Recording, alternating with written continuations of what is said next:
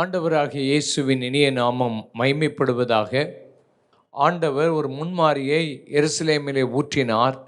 எருசலேமில் ஊற்றப்பட்ட அந்த தேவ ஆவியானவர் உலகமெங்கிலும் ஒவ்வொரு நாட்டிலும் ஒவ்வொரு காலங்களில் ஆண்டவர் ஒவ்வொரு நூற்றாண்டுகளிலும் தம்முடைய ஆவியின் வல்லமையை காண்பித்து கொண்டு வருகிறார். கடைசி காலத்திலே ஆண்டவர் தம்முடைய ஆவியை அளவில்லாமல் நம்முடைய தேசத்தில் ஊற்ற பாரத்தோடு நாம் ஜெபம் பண்ண வேண்டும். எல்லா சபைகளிலும் எல்லா ஊழியர்கள் மத்தியிலும் தேவன் தம்முடைய வல்லமையை காண்பிக்கத்தக்கதாக அற்புதங்களை ஆண்டவர் செய்ய வேண்டும். பிலிப்பியர் 1ஆம் அதிகாரத்தை நாம் படிக்கும்போது ஆண்டவர் எப்படி சபைகளில் எழுப்புதலை தரப்போகிறார். 1ஆம் வசனத்தை நாம் வாசிப்போம். இயேசு கிறிஸ்துவின் ஊழியக்காரராகிய பவுலும் தீமோத்தேயும் பிலிப்பு பட்டணத்தில் கிறிஸ்து இயேசுவுக்குள்ளான பரிசுத்தவான்கள் அனைவருக்கும் கண்காணிகளுக்கும் உதவிக்காரருக்கும் எழுதுகிறதாவது, பிலிப்பு பட்டணத்தில் உள்ள அந்த சபை அப்போஸ்தலனாகிய பரிசுத்த பவுலாலே ஸ்தாபிக்கப்பட்ட சபை. அந்த இடத்துக்கு போகும்போது சிறைச்சாலையிலே அடைக்கப்பட்டவராக கர்த்தரை துதித்து கர்த்தரை ஸ்தோத்திரம் பண்ணும்போது அந்த பட்டணத்தில் சில ஆத்துமாக்கள் ரட்சிக்கப்படுகிறதை பார்க்கிறோம். பிசாசுகள் துரத்தப்படுகிறதை நாம் பார்க்கிறோம். இப்படி ஆண்டவர் லீதியாளின் உள்ளங்களை திறக்கிறதை பார்க்கிறோம். ஆண்டவர் அப்படிப்பட்ட இடங்களிலே கர்த்தருடைய வல்லமை வெளிப்பட்டதை நாம் பார்க்கிறோம். இந்த சபையை பற்றி படிக்கும்போது அந்த சபையிலே அங்கே ஊழியக்காரர்கள் இருக்கிறார்கள், அந்த சபையிலே மூப்பர்கள் இருக்கிறார்கள், அந்த சபையிலே பரிசுத்தவான்கள் இருக்கிறார்கள் என்று நாம் பார்க்கிறோம். இப்படி ஊழியம் செய்கிற உதவிக்காரர்கள் இருக்கிறார்கள். இந்த நாட்களிலும் சபை என்பது ஏதோ ஒரு போதகராலே நடத்தப்படுகிறது அல்ல. பாஸ்டர் என்ற ஒரு தலைப்பின் கீழே இருந்து கொண்டு அந்த ஒரு சபையை அவர் நடத்துவது அல்ல.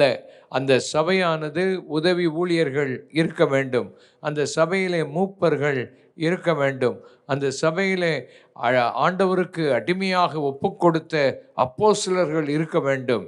அங்கே வேலைக்காரர் ஊழியக்காரர் என்று சொல்லப்பட்ட அந்த பதம் ஒரு ஸ்லேவ் என்ற அர்த்தம். ஸ்லேவ் என்று சொன்னால் அவருக்கு எந்த டைமும் கிடையாது, எல்லா நேரமும் இருக்கணும், அவருக்கு சம்பளம் கிடையாது, எந்த விதமான ஒரு உரிமையும் கிடையாது.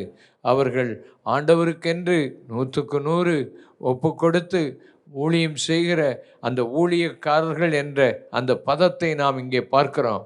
ஏதோ ஒரு தங்களுடைய குடும்பத்தை நடத்துவதற்கு ஒரு சபையை நடத்துவது அல்ல, ஆண்டவருக்காக 100க்கு 100 ஒப்பு கொடுத்த அடிமையின் ஊழியக்காரர்கள் இன்றைக்கு தேவை. எழுப்புதல் வர வேண்டுமானால் அப்படிப்பட்ட ஊழியர்களை கர்த்தர் கடைசி நாட்களில் எழுப்ப வேண்டும். ஆண்டவருடைய சித்தம் செய்ய, ஆண்டவருடைய நாமத்தை மகிமைப்படுத்த தங்களை அர்ப்பணித்து இந்த நாட்களில் ஜெபம் பண்ண வேண்டும். சபையானது அப்படிப்பட்ட சூழ்நிலைகளில் இருக்க வேண்டும். 4ஆம் வசனத்தை படிக்கும்போது, நான் பண்ணுகிற ஒவ்வொரு விண்ணப்பத்திலும் உங்கள் அனைவருக்காகவும் எப்போதும் சந்தோஷத்தோடு நான் விண்ணப்பம் பண்ணுகிறேன். 6ஆம் வசனத்தை நாம் படிக்கும்போது, நான் உங்களை நினைக்கிற போதெல்லாம் என் தேவனை நான் ஸ்தோத்தரிக்கிறேன். அவர்களுக்காக விண்ணப்பம் பண்ணும் போதெல்லாம், இந்த பிலிப்பு பட்டணத்தில் உள்ள சபைக்காக ஜெபம் பண்ணும் போதெல்லாம் சந்தோஷத்தோடு நான் விண்ணப்பம் பண்ணுகிறேன். உங்களை நினைக்கிற போதெல்லாம் தேவனை நான் ஸ்தோத்தரிக்கிறேன். அப்படிப்பட்ட அந்த சபையை பார்க்கும்போது குறைவில்லாமல் இல்லை, அந்த சபைகளிலே பிரச்சனைகள் இல்லாமல் இருக்காது. ஆனால் அந்த சபையை அவர் பாராட்டுகிறார். நாமும் ஒரு ஆளை பார்க்கும்போது அந்த ஆளுடைய குறையை பார்த்து கொண்டிருக்கக்கூடாது. ஒரு சபையை பார்க்கும்போது அந்த சபையின் குறைகளையே நாம் பார்த்து கொண்டிருக்கக்கூடாது. அந்த சபையை பற்றி பாராட்ட வேண்டும், அந்த சபையை நினைக்கும் போது சந்தோஷமடைய வேண்டும், அந்த சபைக்காக தேவனை ஸ்தோத்தரிக்க வேண்டும். அவர்கள் தங்கள் வாழ்க்கையில் ஆண்டவருக்கென்று தங்களை அர்ப்பணித்து ஆண்டவருக்காக வாழுகிற பரிசுத்தவான்களை நாம் பார்க்கிறோம். இந்த நாட்களிலே பரிசுத்தவான்கள் என்று சொன்னால் அவர்கள் மரித்த பின்பு இவர்கள் பரிசுத்தவான்கள் பட்டியலில் சேர்க்கப்படுகிறார்கள் என்று இந்த காலத்தில் பல சபைகளில் நடக்கிறதை பார்க்கிறோம். அப்படி அல்ல. ஆண்டவருடைய இரத்தத்தினாலும் அவருடைய நாமத்தினாலும் வசனத்தினாலும் பரிசுத்தமாக்கப்பட்ட பரிசுத்தவான்கள் சபை முழுவதிலும் இருக்கிறார்கள். அவர்களுக்காக கர்த்தரை துதிக்க வேண்டும். அவள் வாழ்க்கையில் குறைகள் இல்லாமல் இருக்காது, குறைகள் இருக்கும். நாம் வேதத்தில் வெளிப்படுத்தின விசேஷத்தில் உள்ள சபைகளை பார்க்கும்போது ஆண்டவர் முதலாவது அந்த சபையை பற்றி, அதனுடைய கிரியைகளை பற்றி முதல்ல பேசும்போது அவர் செய்த எல்லா நல்ல கிரியைகளையும் அவர் சொல்லுகிறதை நாம் பார்க்கிறோம். அதே போல சபை பாதாளத்தின் வாசல்கள் சபையை மேற்கொள்ளாது. சபையை ஆண்டவர் பரிசுத்தப்படுத்துகிறார். சபைக்காக நாம் தோத்திரம் பண்ண வேண்டும். சபையை நினைக்கும் போது சந்தோஷம் வர வேண்டும். அப்படிப்பட்ட காலத்துக்குள் நாம் வந்திருக்கிறோம். அவருடைய இரத்தத்தினால் சம்பாதிக்கப்பட்ட, பிரித்தெடுக்கப்பட்ட அந்த சபையை சாத்தான் எந்த விதத்திலும் குலைப்பதற்காக, கெடுப்பதற்காக வரும்போது ஆண்டவர் தம்முடைய தயவினாலே சபையை பாதுகாப்பதற்காக அவர் இருக்கிறார். ஆயினால் சபையை நினைக்கும் போது சந்தோஷப்படணும். சபையை நினைக்கும் போது நாம் மெய்யாகவே நாம் கர்த்தரை ஸ்தோத்திரம் பண்ண வேண்டும். அப்படிப்பட்ட சபைகளை கர்த்தர் இந்த நாளில் தருவாராக. அதன் நிமித்தமாகத்தான் எழுப்புதல் இந்த நாட்களில் வரப்போகிறது. கர்த்தரை துதிக்கத்தக்கதான சபை, சந்தோஷப்படக்கூடியதான சபையை கர்த்தர் இந்த நாட்களில் எழுப்புவாராக, எழுப்பி கொண்டிருக்கிறார் என்று விசுவாசிப்போம். ஆண்டவர் ஊழியர்களை மாற்றிக்கொண்டே இருக்கிறார். ஆண்டவருடைய தயவுள்ள கரம் இந்த நாட்களில் இறங்கி வருகிறதை நாம் பார்க்கிறோம். அப்படி நாம் பார்க்கும்போது இன்னும் அப்போஸ்தலனாகிய பரிசுத்த பவுல் சொல்லும்போது 7ஆம் வசனத்தை நாம் படிக்கும்போது அவர் சொல்கிறார், என் கட்டுகளிலும் நான் சுவிசேஷத்துக்காக உத்தரவு சொல்லி அதை திடப்படுத்தி வருகிறதிலும் நீங்கள் அனைவரும் எனக்கு அளிக்கப்பட்ட கிருபையில் பங்குள்ளவர்களானதால் உங்களை என் இருதயத்தில் தரித்து கொண்டிருக்கிறபடியினால் உங்கள் எல்லாரையும் குறித்து நான் இப்படி நினைக்கிறது எனக்கு தகுதியாய் இருக்கிறது என்று சொல்லப்பட்டிருக்கிறது.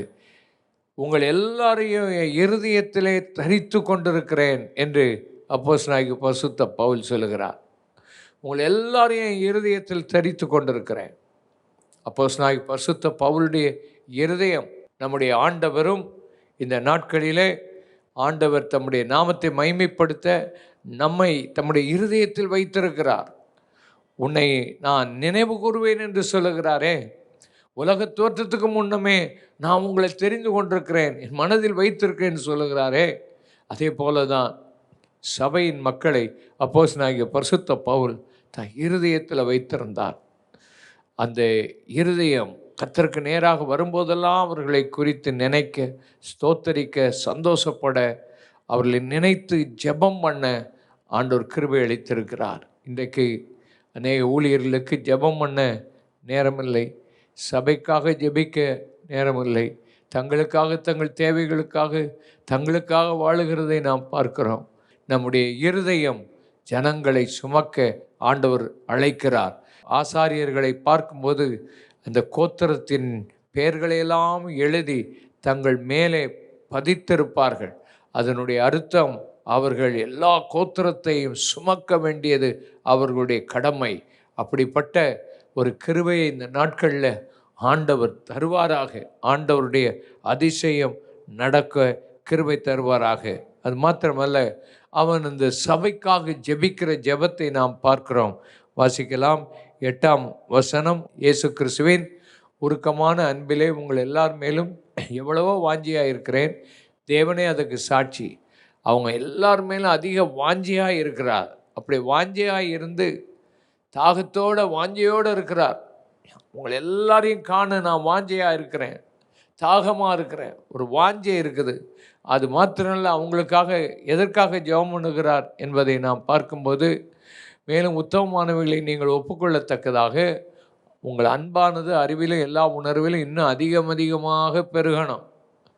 எதுக்கு ஜெபம் பண்ணுறார்? அவங்க அன்பில் பெருகணும்.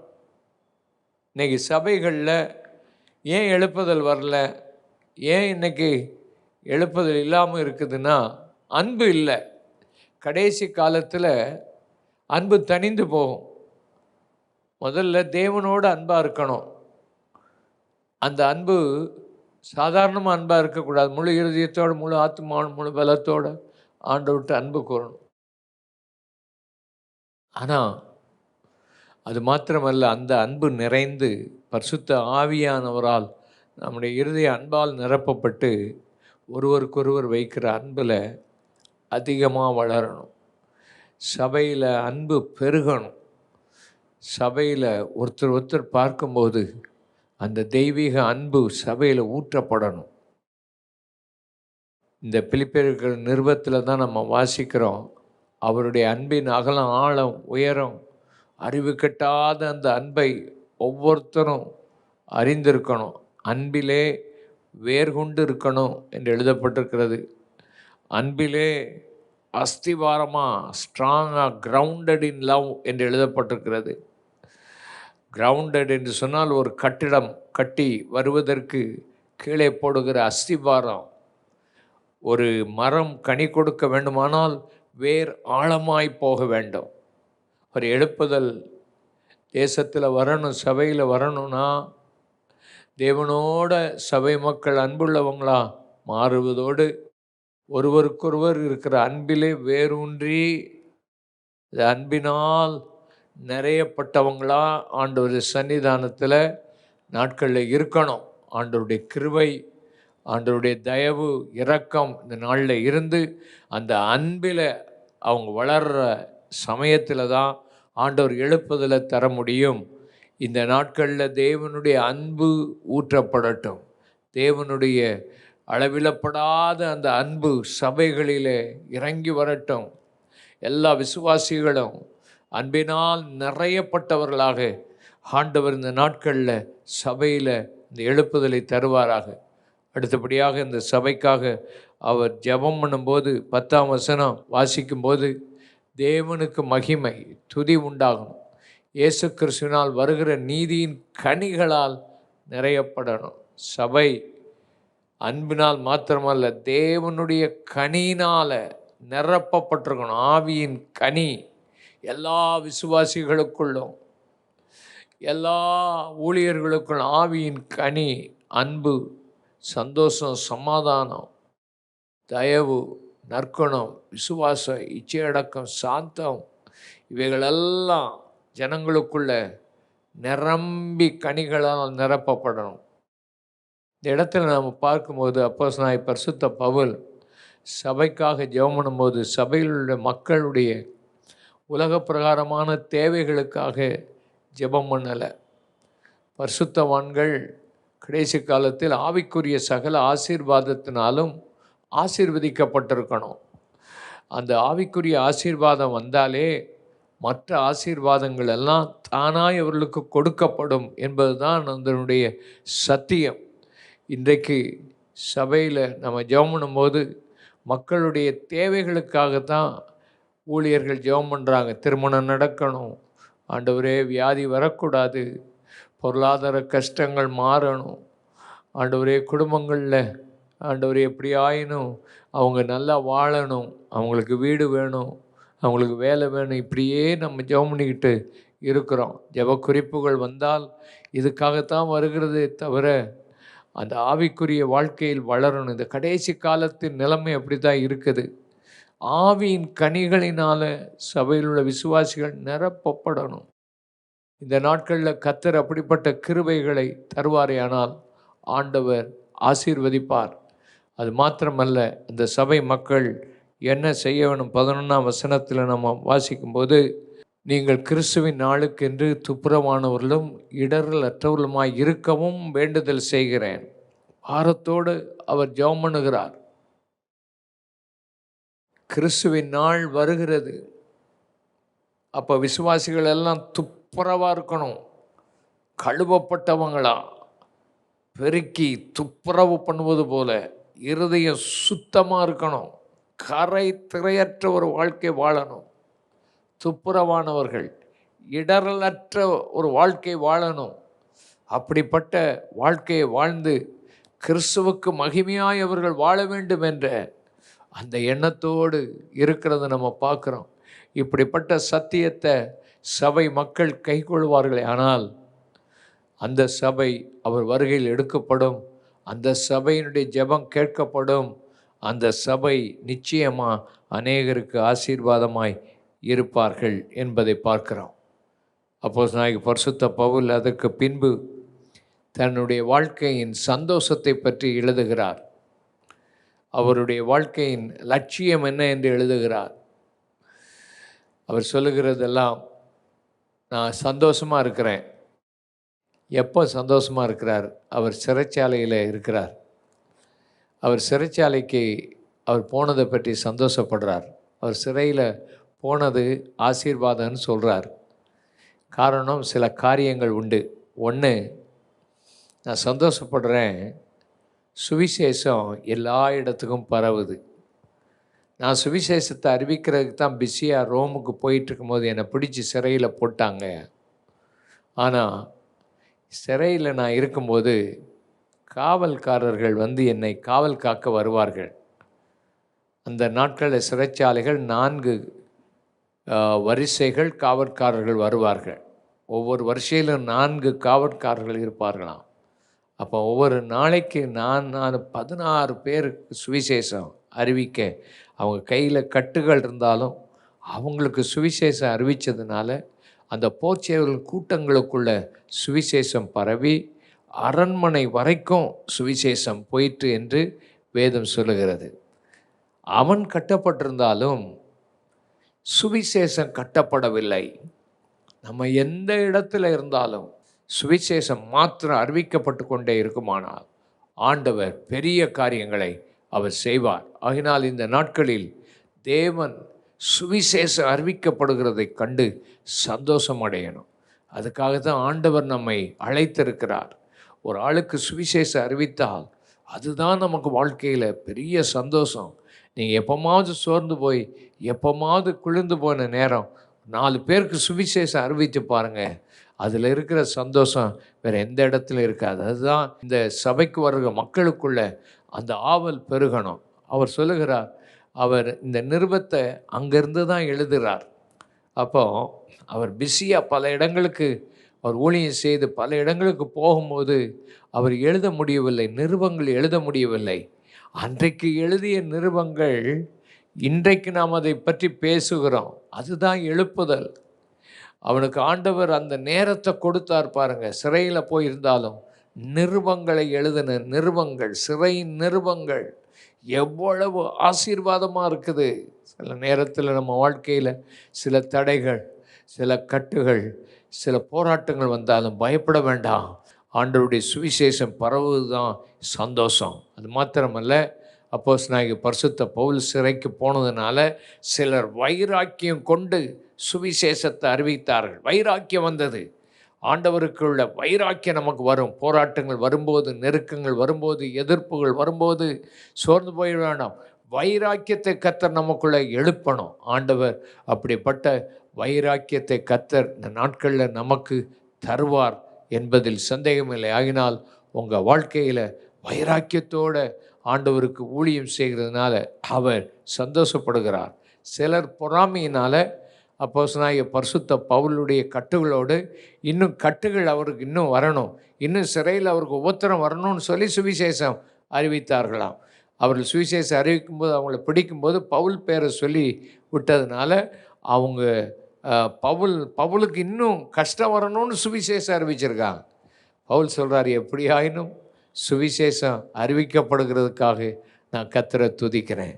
பவுலுடைய வாழ்க்கையில் அவருக்கு வர்ற உபத்திரமோ கட்டுகளோ அவரை சோர்வடைய வைக்கலை. அவருடைய உள்ளமெல்லாம் சுவிசேஷம் அறிவிக்கப்படணும் என்கிற எண்ணம் இருந்துச்சு. அவருடைய வாழ்க்கையை பற்றி அவர் சாட்சி சொல்லும்போது, கிறிஸ்து எனக்கு ஜீவன், சாவு எனக்கு ஆதாயம் என்று சொல்லுகிறத பார்க்குறோம். வாழ்க்கையில் போராட்டங்கள், நெருக்கங்கள் எல்லாம் இருந்தாலும் அவர் வாழ்க்கையில் நான் வாழ்கிறது கிறிஸ்துவுக்காகத்தான் நான் வாழுகிறேன், அப்படியே சுவிசேஷத்துக்காக நான் வாழுகிறேன் என்று சொல்லி சுவிசேஷத்துக்காக அவர் வாழ்ந்ததை நம்ம பார்க்குறோம். சுவிசேஷம் இந்த உலகத்தில் நான் உயிரோடு கூட இருக்கிறது எதுக்குன்னா சிலருக்கு பிரயோஜனம் உண்டாக, சிலருடைய வாழ்க்கைக்கு நிறைவு உண்டாக, அவங்களுக்கு ஆசீர்வாதமாக இருக்கத்தான் இந்த உலகத்தில் நான் இருக்கிறேன். இல்லாட்டா நான் ஆண்டவரோட கூட போய் இருக்கிறது தான் எனக்கு ரொம்ப பிரியம். அவர் நம்பின அந்த ஆண்டவரோடு கூட, அவர் பிரசங்கிக்கிற அந்த ஆண்டவரோடு கூட நான் இருக்கணும்னு எனக்கு அதிக ஆசை. ஆனால் நான் இந்த உலகத்தில் இருந்தால் மற்றவங்களுக்கு நான் ஆசீர்வாதமாக இருக்கணும், மற்றவங்களுக்கு நிறைவுண்டாக நான் இருக்கணும் என்கிறது அவருடைய வாழ்க்கையின் ஆசீர்வாதம். அதுதான் அவருடைய லட்சியமாக இருக்குதுன்னு பார்க்குறோம். 2 காரியத்தில் அவர் நெருக்கப்படுகிறார். ஒன்று, ஆண்டவரோடு கூட இருக்கணும். இல்லாட்டா உயிரோடு இருந்தால் மற்றவங்களுக்கு நான் ஆசீர்வாதமாக இருப்பேன் என்று சொல்லுகிறதை நாம் பார்க்கிறோம். வாசிக்கலாம். 23ஆம் வசனத்தை நாம் பார்க்கும்போது நமக்கு அது நன்றாக தெரிகிறது. ஏனெனில் இவ்விரண்டினாலும் நான் நெருக்கப்படுகிறேன். தேகத்தை விட்டு பிரிந்து கிறிஸ்துவுடனே கூட இருக்க எனக்கு ஆசை உண்டு. அது அதிக நன்மையாக இருக்கும். அப்படி இருந்தும் நான் சரீரத்தில் தரித்திருப்பது உங்களுக்கு அதிக அவசியம் என்று சொல்லுகிறதை பார்க்கிறோம். சரீரத்தில் நான் தரித்திருந்தால் உங்களுக்கு நான் அவசியம் என்று தெரிந்து நான் இருக்கிறேன் என்று அவர் சொல்லுகிறார். அவருடைய வாழ்க்கையில் இந்த பிலிப்பு பட்டணத்தின் சபைக்காக அவர் தன் வாழ்க்கையை அர்ப்பணித்து அவர்களோடு கூட பேசுகிற சில காரியங்களை பார்க்கிறோம். கடைசியாக அவர்களுக்கு அவர் சொல்லும்போது கடைசி 2 வசனங்களை 29, 30ஆம் வசனத்தை நாம் வாசிப்போம். ஏனெனில் கிறிஸ்துவின் இடத்தில் விசுவாசிக்கிறதுக்கு மாத்திரமல்ல, அவர் நிமித்தமாக பாடுபடுகிறதுக்கும் உங்களுக்கு அருளப்பட்டிருக்கிறது. நீங்கள் என்னிடத்தில் கண்டதும் எனக்கு உண்டென்று இப்பொழுது கேள்விப்படுகிறதுமான போராட்டமே உங்களுக்கு உண்டு என்று சொல்லப்பட்டிருக்கிறதை பார்க்கிறோம். அவர் சபையின் விசுவாசிகளை பார்த்து, நான் வந்து உங்களை கண்டாலும் நான் காணாவிட்டாலும் நீங்கள் கிறிஸ்துவில் நீங்கள் நிலைத்திருங்கள். உங்களுக்கு பாடுகள் வரலாம், உங்களுக்கு போராட்டங்கள் வரலாம். என் வாழ்க்கையில் அப்படிப்பட்ட போராட்டங்கள், பாடுகளை நான் சகித்து கொண்டிருக்கிறேன். உங்கள் வாழ்க்கையிலும் அது வரலாம் என்று சொல்லி அவர்களை உற்சாகப்படுத்துகிறதை பார்க்கிறோம். இந்த காலத்து ஊழியர்கள் பாடு வேண்டாம், உபத்திரமெல்லாம் வேண்டாம், வெறும் ஆசீர்வாதத்துக்கு தான் ஆண்டவர் நம்ம அழைச்சிருக்கிறான்னு சொல்லி ஆசீர்வாதத்தையே வார்த்தைகளாக சொல்லி கொண்டு இருக்கிறத பார்க்குறோம். ஆசீர்வாத வார்த்தைகள், இன்னும் செழிப்புள்ள வாழ்க்கை, இதை பற்றியே பேசி கொண்டிருக்கிறத பார்க்குறோம். ரெண்டும் நமக்கு தேவை. நமக்கு ஆசீர்வாதம் கண்டிப்பாக தேவை தான். நமக்கு செழிப்பு அவசியம். என்றைக்குமே பாடுபட்டுருக்கணும், என்றைக்குமே வாழ்க்கையில் வேதனையோடு இருக்கிறது வாழ்க்கையின் சித்தம் அல்ல. ஆனால் நம்மை அறியாமலே நம்ம வாழ்க்கையில் பாடுகள் வரும். நம்ம எதிர்பார்க்காமலே போராட்டங்கள் நமக்கு வருகிறது. அந்த போராட்டம் வந்தால், அந்த பாடுகள் வந்தால், நான் ஆண்டவர் மேலே வச்சிருக்கிற நம்பிக்கையை விட்டுறக்கூடாது. ஆண்டவர் அந்த போராட்டத்தின் மத்தியிலும், இந்த பாடுகள் மத்தியிலும் நம்மை ஆசீர்வதிக்கிறதை நாம் பார்க்க முடியும். ஆண்டவருடைய கரம் நிச்சயம் நம்ம கூட இருக்கிறதா நம்ம பார்க்க முடியும். சிங்கக்கவியில் தானியேலை தூக்கி போட்ட போது தான், தானியேலை காக்கிற தெய்வம் அங்கேயும் இருக்கிறார். சிங்கக்கவியில் அக்கினி ஜுவாலைக்குள்ளே அவங்கள தூக்கி போட்ட பிறகு தான் அந்த அக்கினி ஜுவாலை நடுவே உலாவி வருகிற ஒரு மனுஷகுமாரனுக்கு ஒப்பானவர் அங்கே இருக்கிறதை பார்க்கிறான். பாடுகள், உபத்திரவங்கள், போராட்டங்கள் நம்மை அழிப்பதற்கு அல்ல, நம்மை கட்டுவதற்கும், நம்மை தைரியப்படுத்துவதற்கும், ஆண்டவரோடு கூட நின்று ஜெபிப்பதற்கும் ஆண்டவர் நம்மை உருவாக்கி கொண்டிருக்கிறார். உங்கள் வாழ்க்கையில் நீங்கள் போகிற பாதைகளில் ஒரு பெரிய எழுப்புதலை காண நமக்கு வருகிற நெருக்கங்கள், போராட்டங்கள், பிரச்சனைகள் மத்தியில் கர்த்தர் நம்மை நிச்சயம் ஆசீர்வதிப்பார் என்பதில் சந்தேகமில்லை. ஆண்டவருடைய கரமும் கிருபையும் இந்த நாளில் நம்மோடு கூட இருப்பதாக நம்ம எல்லாரும் ஒருமனப்பட்டு கர்த்தரை நோக்கி பார்ப்போம். ஆண்டவர் எழுப்புதலை தரணும். இந்த அப்போஸ்தலனாகிய பரிசுத்த பவுலுடைய வாழ்க்கை நம்முடைய வாழ்க்கையாக மாற ஜெபம் பண்ணுவோம். அவர் சொல்லுகிறார், நான் கிறிஸ்துவை பின்பற்றுகிறது போல நீங்கள் என்னை பின்பற்றுங்கள் என்று சொல்லுகிறபடி ஆண்டவருடைய கரம் இந்த நாளில் எழுப்புதலை கொண்டு வர நம்மை ஆசீர்வதிப்பாராக. ஜெபிப்போம். பரிசுத்த பிதாவே, இந்த வார்த்தையை கேட்டமுடைய பிள்ளைகள் ஒவ்வொருவரையும் ஆசீர்வதியும், ஒரு எழுப்புதலை காண உதவி செய்யும். உடைய மகா பெரிய கரம் இந்த நாட்களில் இறங்கி வரட்டும். எழுப்புதலை வாஞ்சிக்கிறோம், கேட்கிறோம், தவிக்கிறோம். எங்களை மாற்றும், ஊழியர்களாகி எங்களை மாற்றும், சபை விசுவாசிகளை மாற்றும். இந்தியாவில் உள்ள எல்லா ஊழியர்களுக்காகவும் ஜெபிக்கிறோம், எல்லா சபைக்காகவும் ஜெபிக்கிறோம், எல்லா சுவிசேஷ ஊழியர்களுக்காக ஜெபிக்கிறோம். எல்லா அற்புதங்களும் அடையாளங்களும் நடக்கட்டும். இந்த வசனத்தை கேட்டுக்கொண்டிருக்கிற ஒவ்வொருடைய வாழ்க்கையிலும் ஒரு மாற்றத்தை தாரும். அதோடு கூட அற்புதமான காரியங்களை செய்யும். இன்னும் ஆண்டவரை மற்றவர்களுக்கு பிரசங்கிக்கிற நாங்கள் ஆகாதவர்களாய் போகாதபடி எங்களை அர்ப்பணித்து நாங்கள் ஜெபிக்கிறோம். கர்த்தருடைய கிருபை கூட இருக்கட்டும், தேவ தயவு இருக்கட்டும். இயேசுவின் நாமத்தில் ஜெபிக்கிறோம் அருமை பிதாவே, ஆமென்.